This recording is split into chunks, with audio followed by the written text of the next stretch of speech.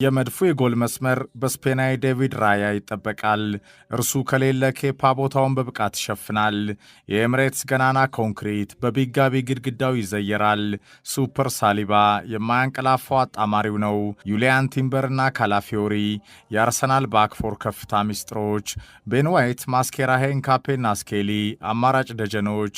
ለመሃል ሜዳው የመድፉ ሚዛን ዙቢሜንዲ ከራይስ ቤቢ በጀግንነት አለ። በዚህ መስመር ቶማስ ፓርቴ የሚያስታውስ ጠፍቷል። ሱፐር ኦዳ፣ ቡካዮ ሳካና ሊያንድሮ ትሮሳድ የአርቴታ የማጥቃት ቅኝት አውራዎች። ሜሬኖ፣ ማርቲኔሊ፣ ማዱኬ፣ ኤዜና ኖርጋርድ ከታዳጊው ማክስ ዶመን ጋር ሚዛን ጠባቂዎቹ መቼም በብቃት ያለ ስጋት መሰለፍ የሚችሉ የአርሰናል አማራጮች ናቸው። የአርሰናል ሰፊ ዴብዝ ኤታን ነዋኔሬን በዚህ የጃንዋሪ ገበያ በውሰት ፈረንሳይ ማርሴይ አድርሷል። የመድፎ የማጥቃት መስመር እውነተኛ 9 ቁጥርን ዘንድሮ ይዟል። ስሙም ቪክቶር ከረስ ይባላል። ጋብርኤል ጄሱስ፣ ካይ ሃቨርትዝ አማራጮች ናቸው። ይህ የማይክ አርቴታ አርሰናል የዘንድሮ ውጤታማነት አስፈሪው መልክ ነው። በተዋጣለት የቡድን ጥልቀት የተዋበ ከፕሪምየር ሊግ እስከ ቻምፒየንስ ሊግ ከሊግ ካፕ እስከ ኤፍኤ ካፕ በ4 ዋንጫ ክብሮች በሰመረ ወጥነት በድል ቅኝት የተቃኘ ከኖርዝ ለንደን ፎሬቨር ውጪ የትም የማይገኘው ለታላቅ የውጤት ግቡ በህብረት በተለያዩ አሸናፊነት ቅርጾች እየተዋደቀ የሚገኘው መድፈኛ ነው።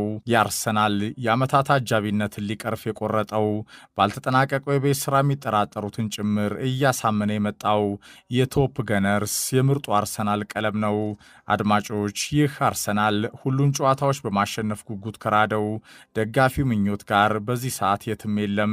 በሊጉም ሆነ ሁሉም መድረኮች የውድድር ዓመቱ ከተጀመረ አንድም ጊዜ በሜዳው ያልተሸነፈው መድፈኛ እሁድ በማንቹሪያን ደርቢ ከዓመታት በኋላ ከማይክል ካሪክ ጋር የፔፕ ጋርዲዮላ ማንቸስተር ሲቲ ላይ የዘነጠው ዩናይትድን ይገጥማል።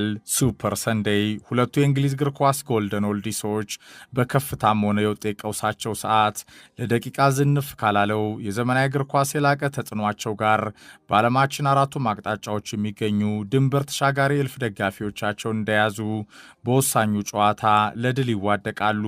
እግር ኳስም ከሰሜን ለንደን ገኒንግ ፎር ግሬትነስ ዓለም አምሮ ደምቆ ይሞሸራል። ግራም ነፈሰ ቀኝ የትም የሌለው ምርጡ አርሰናል ከማንቸስተር ዩናይትድ፣ ቶፕ ገን ከሬድ ዴቪልስ፣ ሱፐር ማይክ አርቴታ ከማይክል ካሪክ፣ ሱፐር ሰንዴይ የዩናይትድ ታስረው የከረሙ ተጫዋቾችም እሁድስ ከጠንካራው የሊጉ አውራ መድፈኛ ምን ያሳያሉ? እግር ኳስ በዓለማችን በጥፍሩ ቆሞ የሚጠብቀው ጨዋታ ሱፐር ሰንዴይ ምሽት 1 ሰዓት ተኩል ይጀምራል። አርሰናል ወይስ ማንቸስተር ዩናይትድ?